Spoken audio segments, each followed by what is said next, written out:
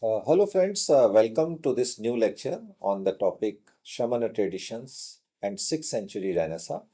Particularly, we will discuss Jainism and Buddhism and their contribution to the knowledge traditions of India. So let's have a look on the agenda for today's discussion. 6th century BC Renaissance, then Shramana traditions, the genesis of Jainism, principles of Jainism and other Shramana traditions, purpose of education, then Syadvada, relativity of knowledge, a particular kind of theory of education, and knowledge legacy, particularly with reference to Shramana traditions and all other the principles and certain other traditions which were established in ancient India. So let's have a look on the concept and idea of Shramana traditions.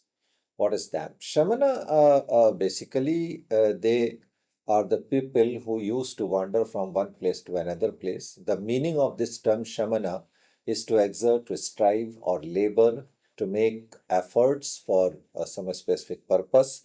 Here, Shramana means to make efforts for the achievement of a spirituality or a particular kind of asceticism.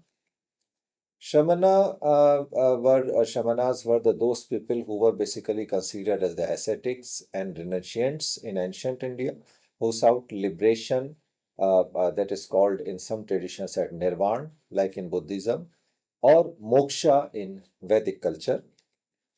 Here is some picture on your screen. You may have a look that how the people belonging to this Shramana traditions, they used to wander from one place to another. They are like the mendicants who used to deliver some sermons to the people, and people used to wait for them in villages, and they used to offer something in lieu of these the sermons. So they were also called as the wandering saints and sadhakas. And you may also see some Jain bhikshus are there. They belong to the Digambar cult of Jainism. And their practices were basically austerity, meditation, and ethical living outside the authority of the Vedas. What Vedas says, basically, they were of the view that sadhana or sannyas as one of the ashramas of Varna Vyavastha. These were the basic or the meditations. These were the principal mechanism of achieving God or doing some practices for spirituality.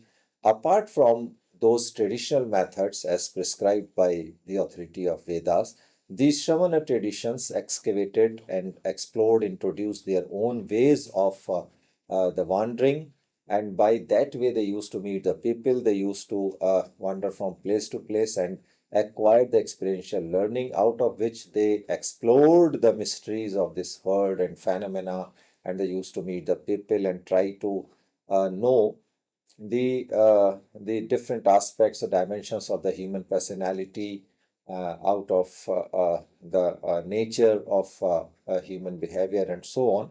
So the various ways or dimensions of knowledge excavations, acquisitions were there. They introduced, and out of their experiential learning, they used to deliver the Upadeshas. They were known as the sermons. So these sermons or the Upadeshas were based on their the vast experience by meeting the people, by visiting one place to another place. So this immense experience became the basis of this vast knowledge of Shramana traditions. This kind of movement arose during 6th and 5th century BC in response to the ritualistic and hierarchical nature of the Vedic Brahmanism. This is one of the reasons. In the same period, when Shramana traditions were flourishing and developing, first Upanishads were written. So this was the period of transformation where Upanishadic traditions were also flourishing. At the same time, on the parallel basis, Shramana traditions were also expanding in those areas. After 500 VC, the so-called second urbanization, we find that these traditions developed during this period, known as the second urbanization, like 600 to 300 BC. in the Gangetic plains of northern India. And if you remember, the first urbanization belonged to Indus Valley IVC civilization, and this is the second one. It is a period of the rise of 16 Mahajanpadas. This is on your screen. You may see that India during 600 BC, there were the 16 Mahajanpadas on your screen. You may have a look on the Kamboj, Gandhar. They belong to outside modern, as per the current scenario, you see the modern time Afghanistan, Gandhar. At that time, it was the part of 16 Mahajanpadas. Then Kuru, Panchal, Koshala. These are the places which are mentioned in Ramayana and Mahabharata, like Koshala and Mithila and Kashi. And you see that Avanti, Matsya, Shorseni, they also are the very popular urban centers during 6 centuries. So in all, there were 16 Mahajanpadas. This was the period when this Shramana traditions developed in India. And here you see the first urbanization belonged to Indus Valley civilization, first urbanization before 1500 BC, and this is the second urbanization belonged to 16 Mahajanpadas or 500 BC to 6th century BC. So this was the period, the 6th century BC, when these philosophical traditions developed in ancient India. What were the causes of these Shamana movements? Why they came into existence, as a reaction against Vedic ritualism, or some other reasons were there? So over excess of ritualism or over emphasis on ritualism was only one of the causes. It was not the only causes. Some other reasons are there. As second urbanization, we see rise of urban centers like Rajgiri, Vaishali, Shravasti, Varanasi, Champa, etc. Economic surplus and wealth concentration led to social inequality and questioning of old values. And then towns became centers of intellectual, commercial, and spiritual activities.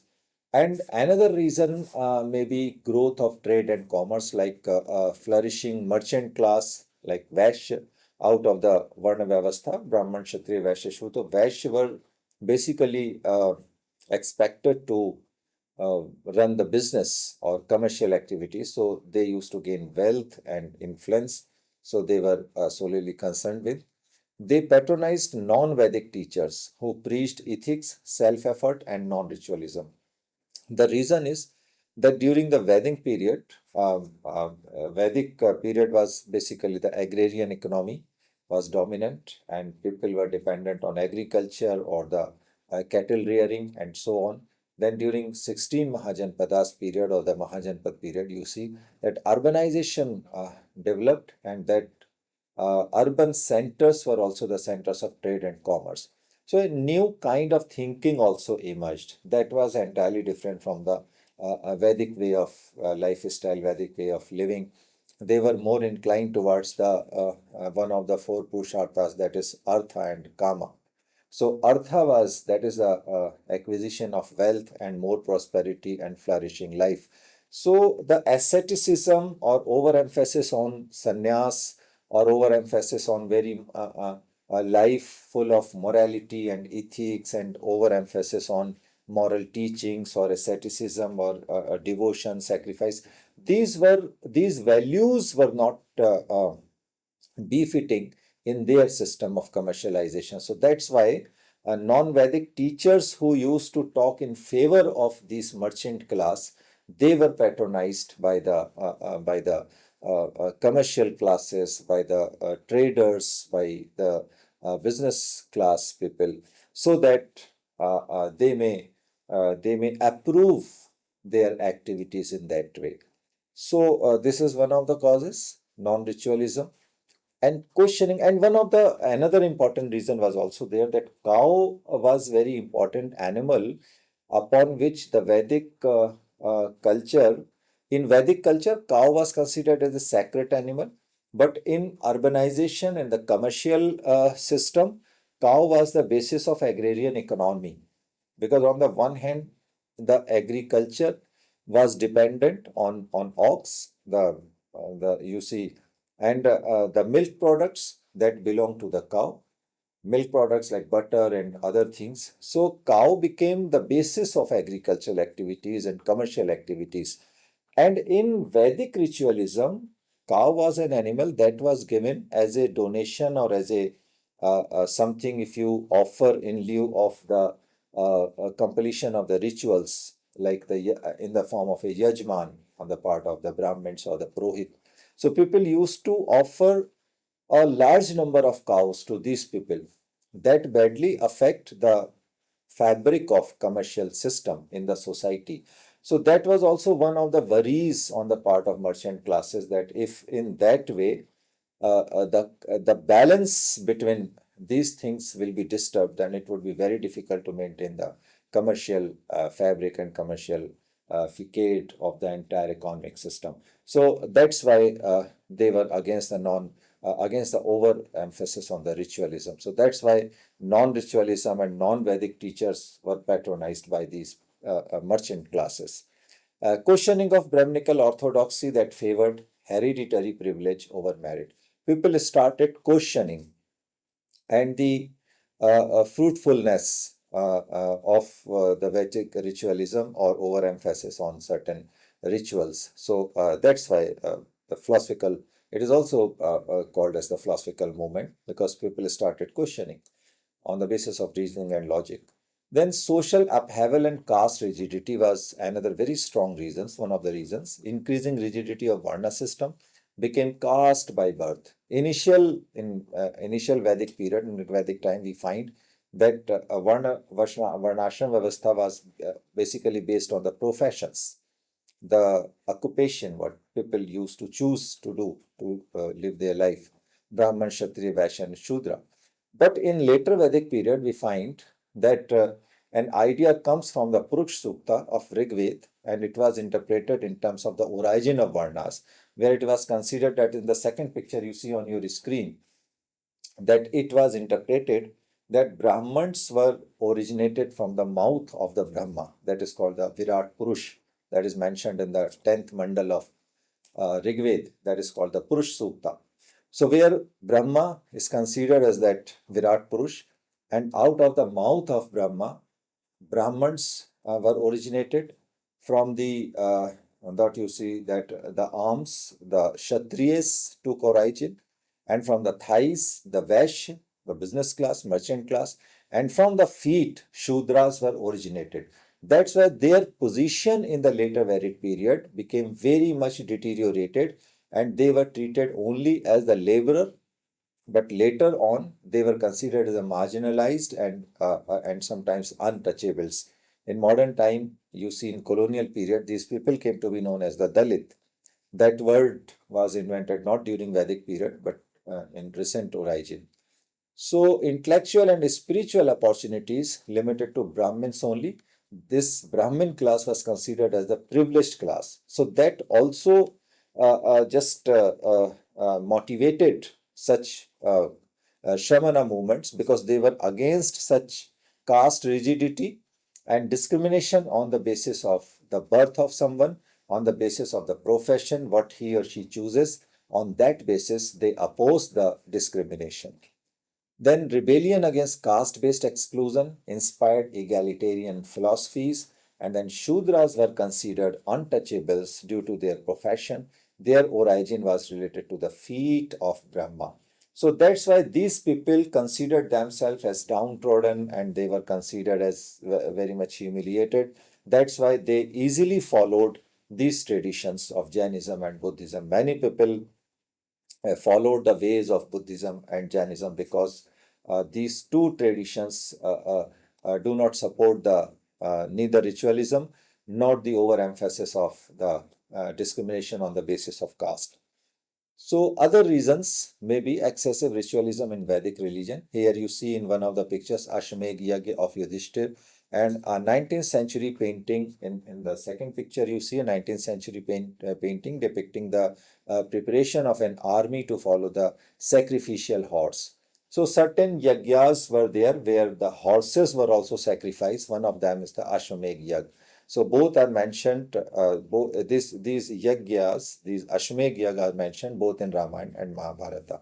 So this kind of ritualism was very expensive and extravagance, or you see sometimes the money was spent or the wealth was spent lavishly in organizing such ritualism or such activities, and the money from where it comes. If the king is spending the money, it comes from the public, general public, because that was the time of Mahajanpadas, and taxation system was also introduced. So in that way, the public money, public fund was spent in organizing such luxurious activities on the part of the king.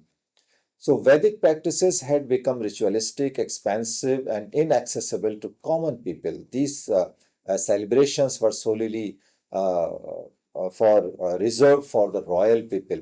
So that's why common people were away of the fruits. If some fruits were there, so they were away from the fruits. The animal sacrifices and Yajna raised moral and ethical objections, a threat to economy and agriculture.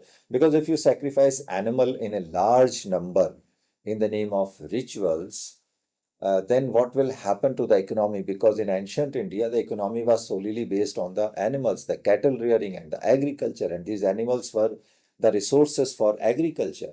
So that's why it was not considered as morally and ethically good for the neither for the sake of humanitarian point of view nor from the commercial point of view. That's why they opposed it. Then desire for personal spiritual path led to ascetic and ethical alternatives. Then again, you see political instability and formation of Mahajanpadas. Rise of 16 Mahajanpadas like Magad, Koshal, Vatsa, Avanti with competing rulers, and political patronage shifted towards philosophers and monks, especially in Magadha.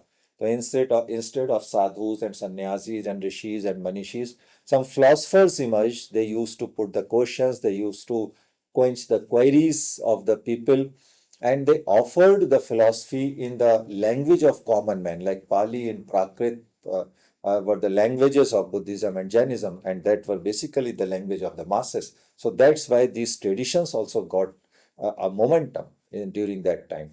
And monks were very close to the people. They were accessible.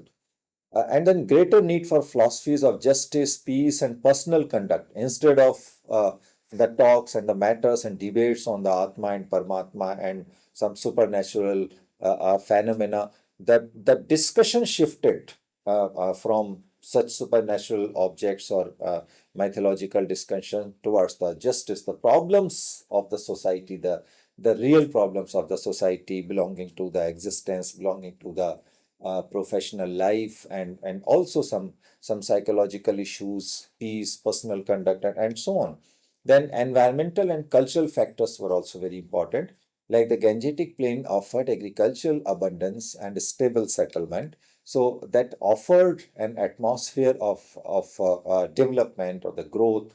Cultural context between Indo-Aryan and indigenous traditions led to cross-fertilization of ideas, because the Vedic culture expanded from the Gangetic plains, from the plains of, because the IVC was confined to that area, that is Punjab and Harappa and so on in the Sindh area. But Aryan culture that developed in the entire Gangetic plain, and from there, as we find the instances that in South India, the Aryan culture was brought from the Rishi Agastya and his, I think his wife Lopamudra. So they brought the Vedic culture towards the South India, and we find its inspiration, its emphasis.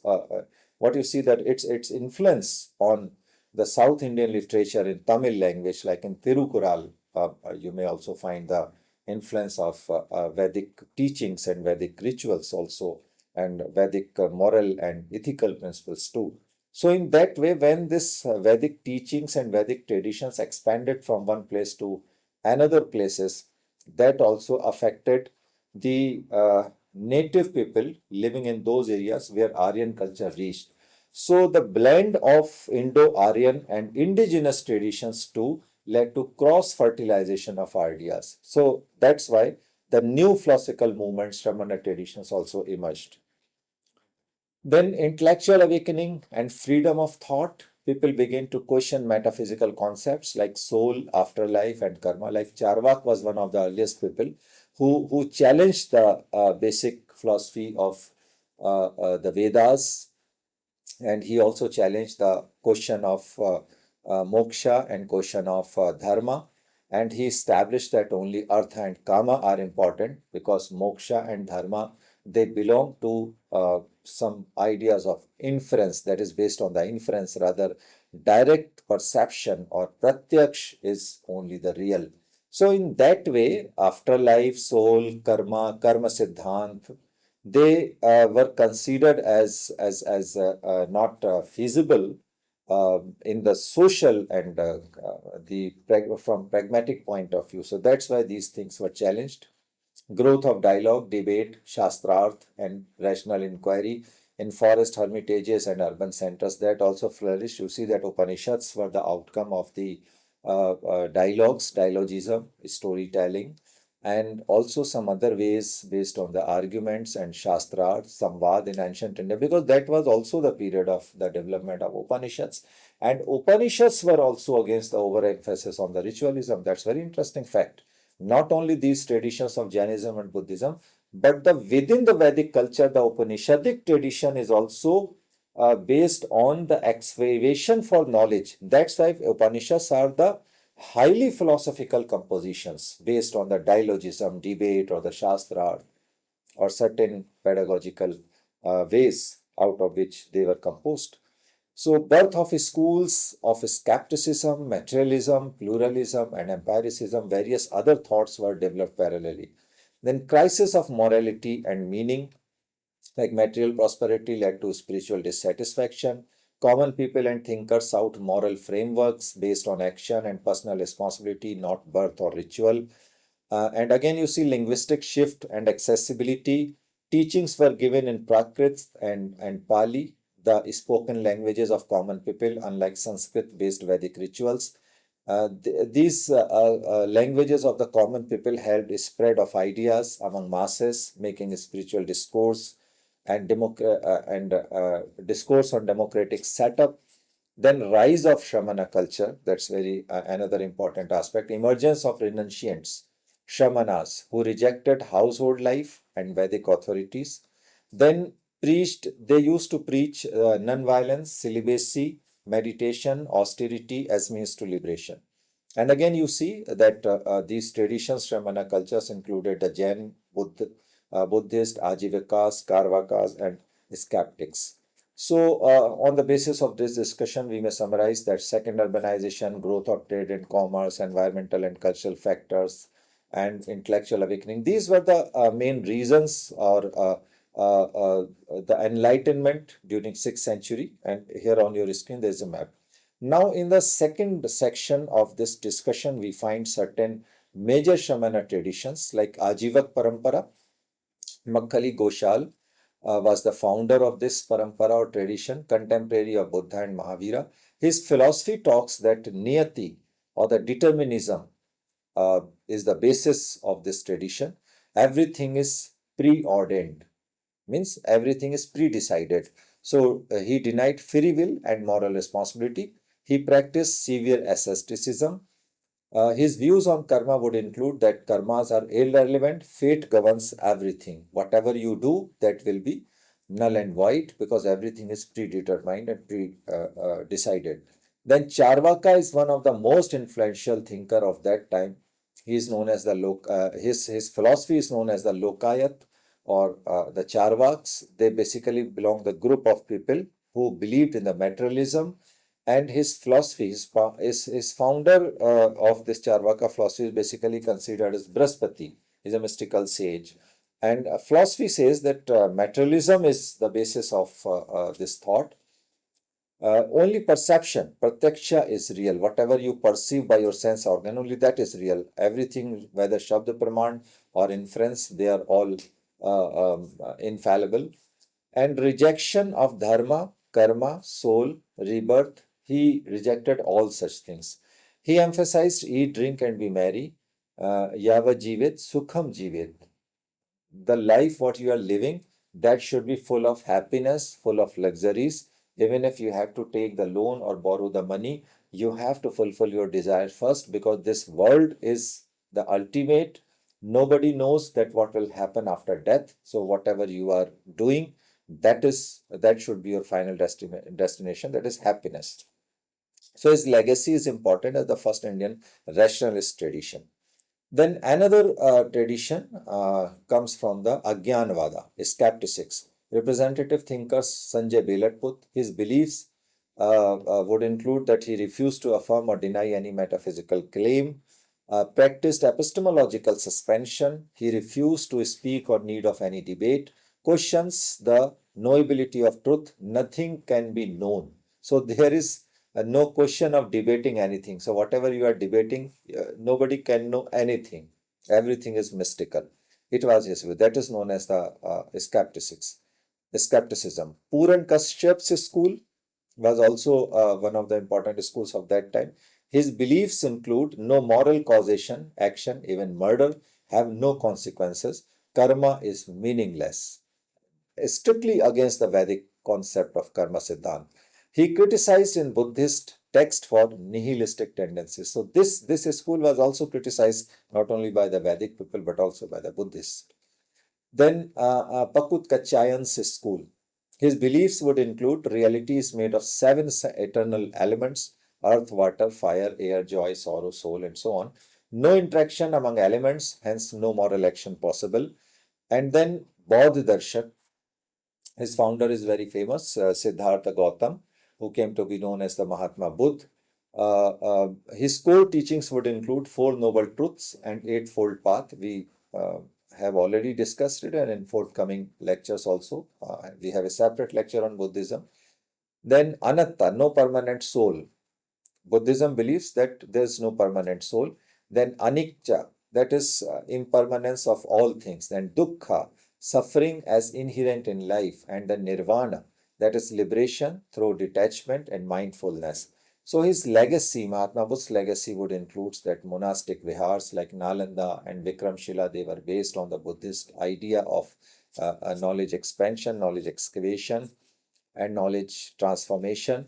Then text, basically Buddhism, Buddhist texts are available in Pali language. They are known as the Pali canon, like Tripitakas, Vinaya Pitak, Sutta Pitak, and Abhidhamma Pitak, and Mahayana Sutras, etc. Then we come to the genesis of Jain philosophy. Jain darshan is one of the ancient Sramana traditions. Shramanas are wandering ascetic monks, as we have discussed it, and 6th century BC, as part of broader intellectual and spiritual awakening in the Gangetic plains of India, there were 24 Tirthankars. Mahavir Swami was the 24th Tirthankar. Before them, 23 other Tirthankars were also there. Tirthankars are considered basically the spiritual teachers. First was the Rishabdev, and 24th was Mahavir Swami. He is considered as the founder of the present-day Jain community. And then Vardhman Mahavir was a contemporary of Buddha. Both rejected the Vedic ritualism and the authority of the Brahmanical order.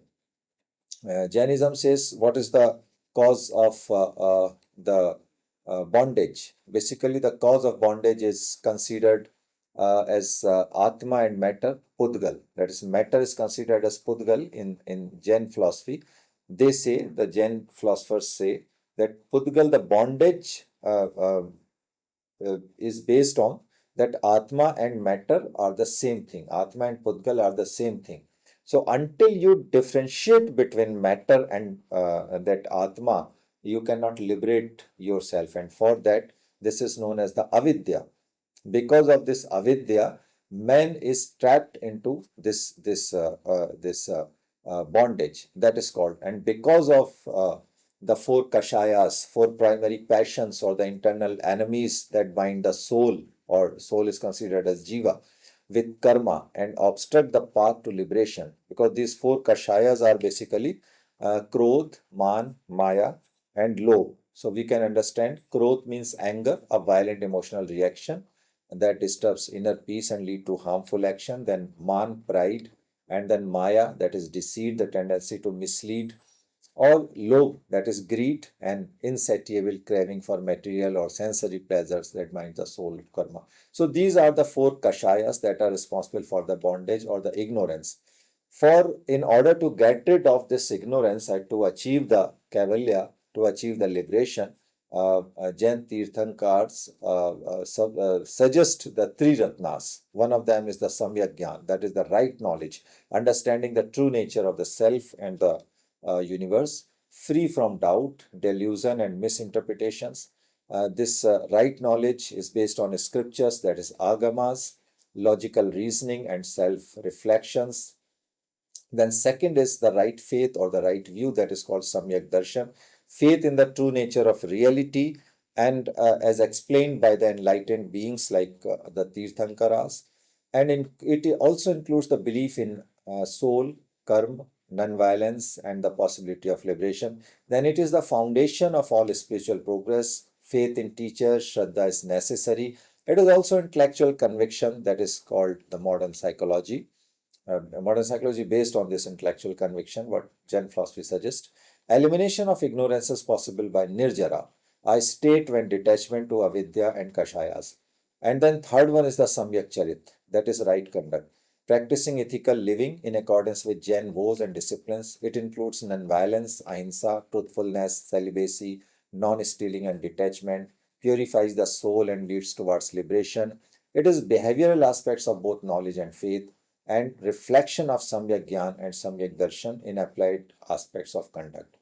So, major principles of Jain Darshana would include Satya, Ahimsa, Aste, Aparigraha, and Brahmacharya. Truthfulness, non-violence, non-stealing, non-possession of detachment, celibacy, or the moral conduct. And then Jain philosophy also suggests the types of knowledge. As we see in Vedic culture, the 6 pramanas are there.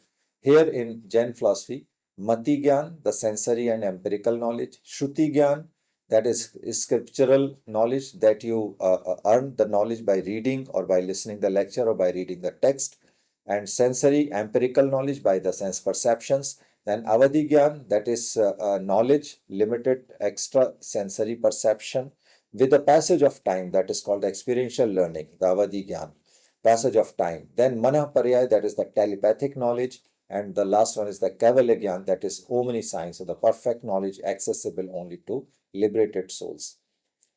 Then you may pause your screen and you may go through it. That Mati Gyan, sensory or perceptual knowledge, is acquired through the direct interaction of sense organs, mind, and objects, and it is divided as different steps like Indriya and Avagira, Eha, Avaya, and Dharana, and so on. So this is a process how the Mati Gyan is formed. And then Shruta Gyan is a scriptural or verbal knowledge, that is the knowledge gained through words, language, and scriptures transmitted by others and descriptions and so on. A spoken or written word or authority, that is called the Aptavakya, comes from the trustworthy or enlightened sources, or the Vyakhya interpretation, that is called the hermeneutics, logical reasoning or analysis, or the memory based on the Smriti. And then communication, that is the Samvad, out of the dialogues or the debates or the arguments. So these are the legacies or the traditions. One of the most important contribution of Jain knowledge traditions is the Syadvada, that is the theory of conditional predictions, a unit doctrine of Jain epistemology and logic. It states that truth is relative and conditional. No statement is absolutely true or false. It promotes tolerance and mukti perspective, multi-perspectivism, that is anekantvad. Means we have the perceptions only on the basis of our individual perception. The one person differs from another's perspective because we have our own perspective, own perception to look at the phenomena, look at the people, look at the world. Another person may have his or her own perception. So on that basis, all are right in their own place from their own point of view. No one is at the wrong place. So that is the difference is only on the basis of the perception. That is called the Syadvada. That is the 7 ways of perceiving the thing, 7-fold prediction. Syadasti. In some respect, it exists. For example, the pot exists on the table. In some other perspective, the pot is not existing. That is, it denies that existence in another context. The pot does not exist in the kitchen. Pot is existing on the table. So in that way, there are 7 ways of perception. Syadasti, Nasti, Syadasti, Avaktavya, and so on. And Syadanasti, Avaktavya. So you may pause the screen and you may just have a look on these aspects with examples. Now, towards the conclusion, the Sramana traditions marked a transformative shift from ritualism to ethical and introspective spirituality in ancient India.